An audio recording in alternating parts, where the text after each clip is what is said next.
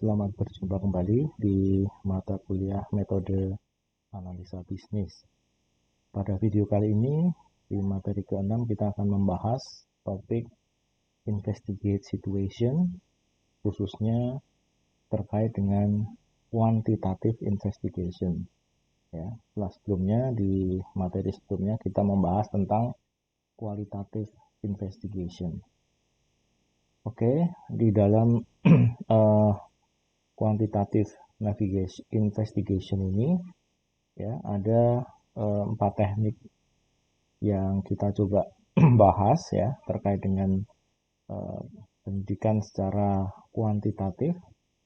Yang pertama adalah teknik penggunaan kuesioner, yang berikutnya yang kedua adalah teknik sampling, kemudian special purpose record, kemudian yang berikutnya adalah document analysis. Ya, jadi ini 4 hal yang coba kita bahas terkait dengan teknik di dalam quantitative investigation.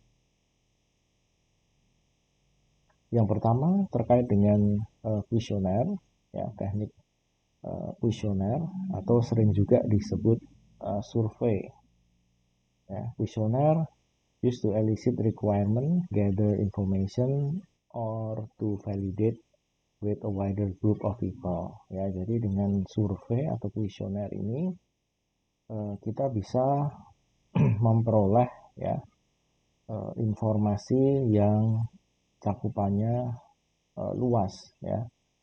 Nah, jadi dalam satu kelompok yang banyak begitu, dengan cepat kita bisa memperoleh informasi ya. Jadi survei dari sejumlah orang ya dalam lingkup yang luas atau banyak. Information already gained from smaller group by using interview or workshop ya. Nah, ini biasanya materi untuk kuesioner itu diawali dari materi-materi yang bisa diperoleh dari suatu workshop atau interview ya, pendahuluan ya. Kemudian ada satu variabel-variabel yang dirasa penting untuk dimasukkan atau diukur dalam bentuk survei. Questionnaire are probably based though of second line investigation technique. Ya, jadi tentunya ini menjadi satu teknik investigasi yang banyak digunakan ya, yang cukup populer, banyak dipergunakan di dalam banyak penyidikan ya, penyelidikan. But in some situation, questionnaire become a primarily fact-finding technique in widely disparate user population ya. Di dalam satu populasi yang tersebar begitu ya, dalam suatu kondisi-kondisi tertentu, kuesioner ini bisa menjadi satu teknik utama untuk menghasilkan ya suatu data ya untuk penelitian atau untuk pendidikan. Ya, jadi ini terkait dengan kuesioner. When use questionnaire should consider carefully how to analyze the data when it is collected. Jadi tentunya membuat kuesioner itu harus dengan satu perancangan pertanyaan-pertanyaan yang yang harus terstruktur dan memiliki korelasi nantinya dengan bagaimana data yang diperoleh itu akan diolah ya. Jadi tentunya tidak bisa sembarangan di dalam membuat pertanyaan-pertanyaan di dalam kuesioner ya, tetapi tentunya harus didasarkan pada kerangka berpikir terkait dengan penelitian atau penyidikan yang dilakukan ya. Hal apa yang ingin dicapai, hal apa yang ingin dicari dari kuesioner tersebut, ya. Informasi apa yang ingin diperoleh dari kuesioner tersebut, untuk tujuan apa, dan bagaimana cara mengolah ataupun juga menangani data yang nantinya akan dihasilkan oleh sebuah kuesioner tersebut. Ya, jadi itu harus difikirkan secara matang di awal pada saat kita melakukan penyusunan ya kuesioner itu sendiri. Nah, key success in kuesioner, ya. Jadi tentunya eh, banyak juga ya penggunaan kuesioner ini yang kurang dipersiapkan dengan baik, sehingga bisa dikatakan tidak sukses dalam mencapai tujuannya, mencari informasi yang ingin eh, diketahui, ya. Nah, beberapa hal terkait bagaimana membuat kuesioner itu yang bisa berhasil dengan baik, ya, itu tentunya harus uh, jelas, ya, uh, manfaat dari kuesioner itu untuk apa, ya. Itu harus uh, bisa diidentifikasi dari awal, ya. Jadi tujuan dari kuesioner itu untuk apa, kemudian juga harus melihat pada scope yang real, ya, realistic scope, ya. Jadi realistik pada konteks yang akan diteliti, ya.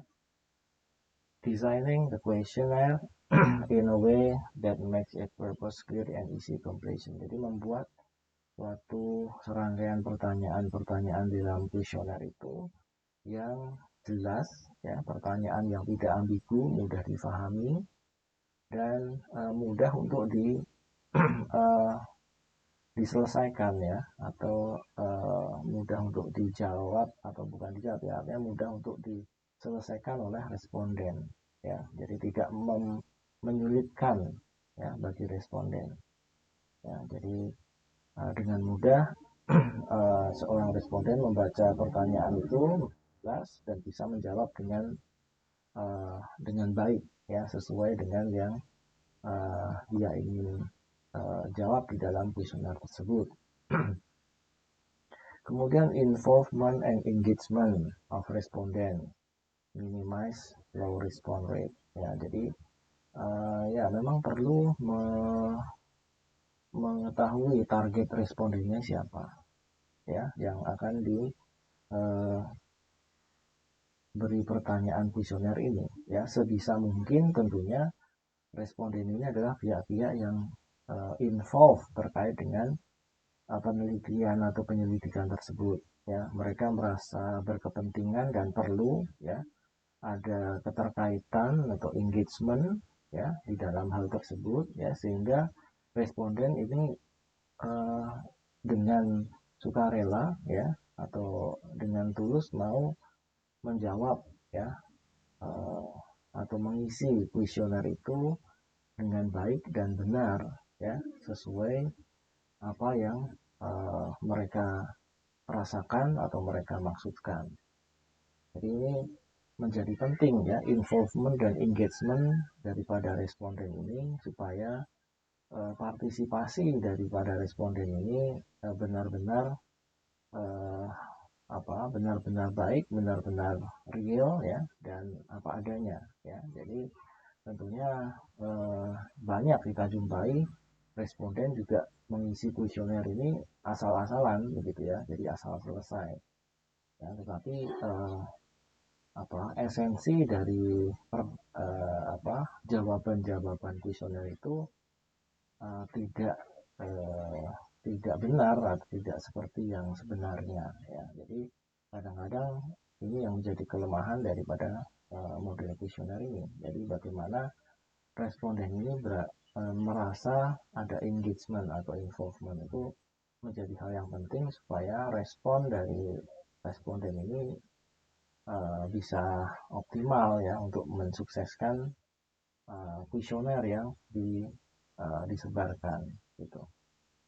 Nah, kemudian terkait dengan elemen di dalam kuesioner itu ada heading section, ada terkait classification section, ada juga terkait data section, ya. Jadi ini Leading section ini tentunya memberikan satu penjelasan, ya, explanation, kemudian kuesioner ini kuesioner apa, ya, kemudian tujuannya apa, untuk konteksnya seperti apa, ya, kemudian yang menyelenggarakan atau mengedarkan kuesioner ini siapa dan sebagainya.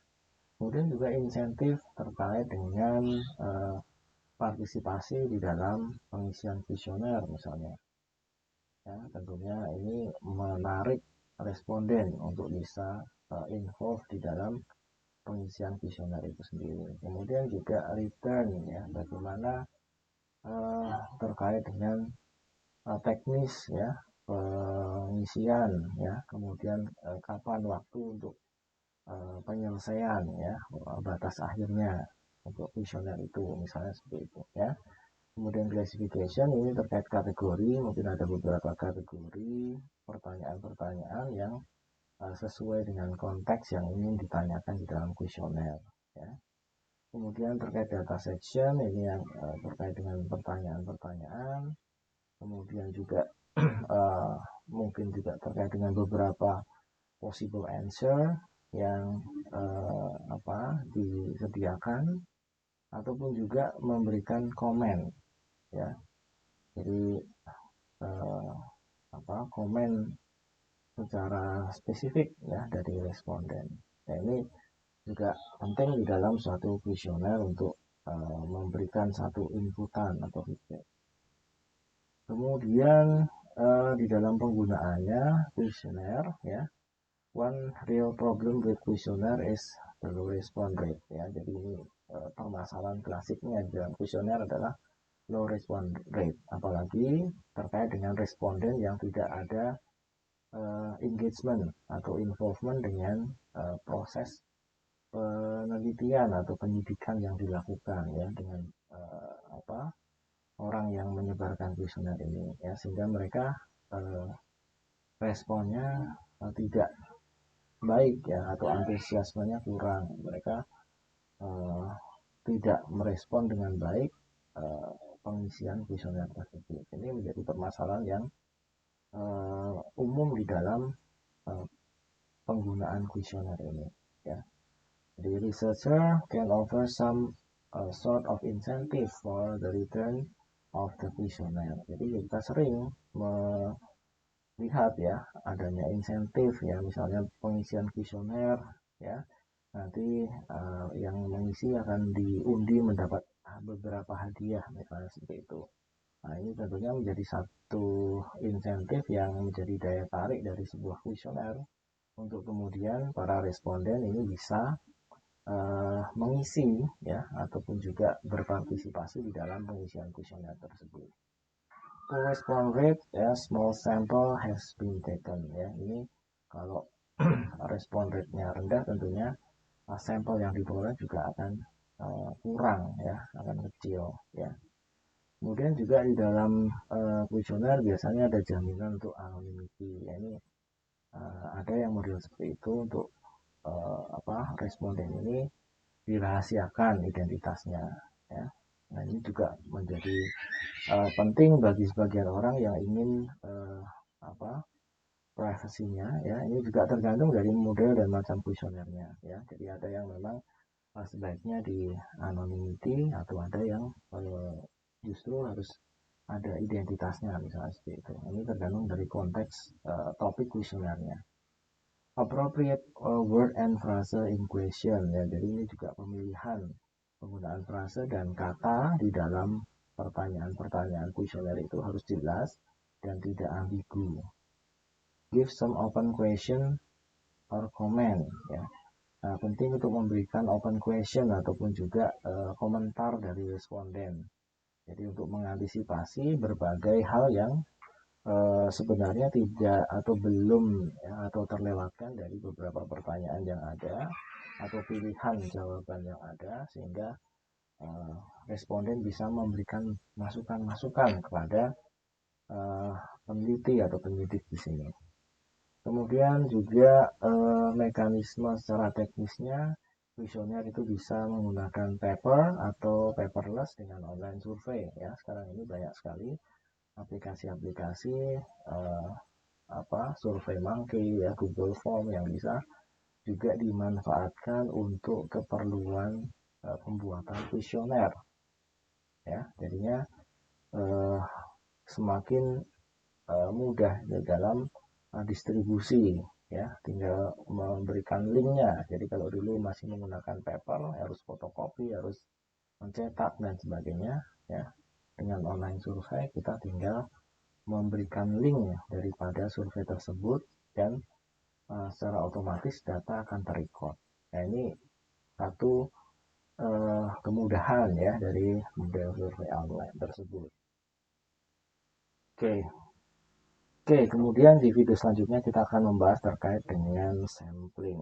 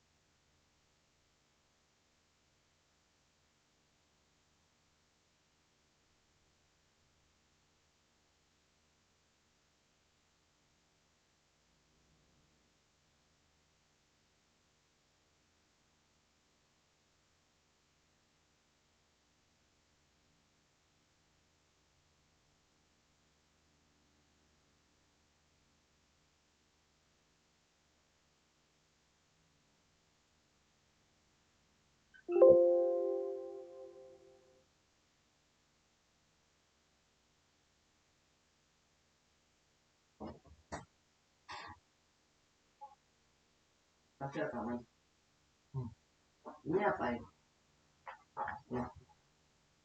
Ini maksudnya apa? There rocks in on tiger. How do people build house in territory? Aku nggak mau ya. Harus survei.